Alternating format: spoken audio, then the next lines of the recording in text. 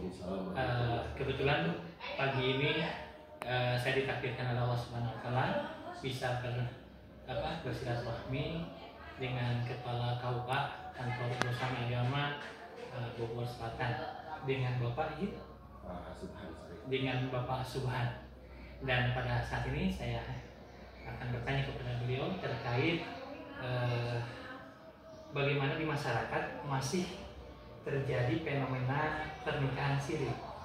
Mohon penjelasan dan pandangan dari Bapak sebagai Kepala Kantor Urusan Agama Bogor Selatan, dan juga dampak apa, kerugian apa yang nanti dari sebab pernikahan siri ini, baik bagi seorang istri maupun anak. Terima kasih ya Pak Nur Hasan. Jadi memang ini fenomena yang sebenarnya untuk tahun-tahun belakangan ini sudah sudah menurun. Artinya apa? Karena masyarakat sekarang sudah teredukasi betapa pentingnya untuk mempunyai surat nikah. Karena surat nikah untuk zaman modern itu bukan hanya sekedar memproklamirkan mungkin bahasa terkutip bahwa saya suami istri, tapi hampir semua lini kita dibutuhkan untuk mempunyai surat nikah. Bahkan sampai bahasa saya itu mau pinjam juga, kalau KTP kawin kan pasti diminta surat nikah. Jadi surat nikah itu untuk zaman sekarang ini sangat-sangat penting, sangat-sangat diperlukan. Makanya kami khususnya di Bogor Selatan sudah berapa tahun, 2 tahun terakhir ini kita ada wacana, bahkan termasuk visi kami di KUA ini, selain kita visinya adalah terwujudnya masyarakat Bogor Selatan yang religius spiritualis dan bebas surat nikah. Artinya bebas surat nikah itu kita berharap semua warga Bogor Selatan itu mempunyai surat nikah. Makanya kami sudah beberapa tahun terakhir ini bekerja sama dengan Capil, termasuk Pengadilan Agama dan ada komunitas peduli aksi sosial. Alhamdulillah pada tahun kemarin kita ada sekitar 50 orang yang mereka dulu nikah siri, tapi kita bisa isbat nikahkan sehingga mereka mempunyai surat nikah. Baik Bapak, bagi yang sudah terlanjur nikah siri itu apa yang dapat mereka lakukan agar pernikahannya itu menjadi sah? Yang menurut Bapak tadi isbat, bagaimana proses isbatnya itu? Jadi proses isbat itu sebenarnya isbat itu wewenangnya di pengadilan. Makanya kita fasilitasi, kita sedang melakukan pendataan Pak sekarang.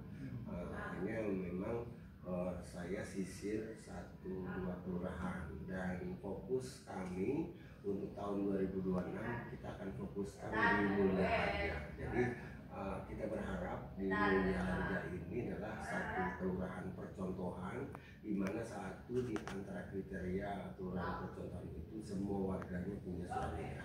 Ketika Mulia Harja sudah menjadi satu percontohan di mana semua warganya punya surat nikah, kita berharap di kelurahan lain nanti bisa studi tiru Mulia Harja, bisa Mulia Harja bisa semua warganya punya surat nikah. Sekarang kita sedang pendataan Pak di Mulia Harja. Kita dengan harapan ke depan ya beberapa tahun ke depan semua Bogor Selatan semua punya surat nikah. Insya Allah mudah ya Pak untuk mengurusnya ya. Ya, memang tidak semua yang orang nggak punya surat nikah bisa kita bantu. Artinya ketika dia bercerainya bermasalah, ya artinya dia sudah pernah nikah, kemudian nikahnya siri, kemudian cerainya juga siri. Nah, ini kan kalau sudah sampai 2-3 kali mereka menikah, ini sangat sulit untuk melacak. Atau mungkin ketika dia tadinya nikah tercatat, kemudian cerainya siri, nah kemudian dia nikah lagi siri. Nah kalau yang seperti ini kan kita harus tuntut, ya kan, satu-satu. Artinya selesaikan dulu dengan pernikahannya pertama, setelah itu dia bisa diisbatkan dengan perusahaan berikutnya dan seterusnya dan sebagainya. Tapi sekali lagi saya sedang mendata. Meskipun memang mungkin tidak bisa kita bantu isbat di tahun ini, kita akan selesaikan